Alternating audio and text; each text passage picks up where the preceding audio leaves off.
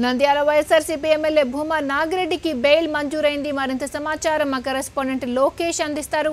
లోకేష్ చెప్పండి, భూమా నాగిరెడ్డికి బెయిల్ మంజూరైనట్టుగా తెలుస్తోంది, డీటెయిల్స్ ఏంటి?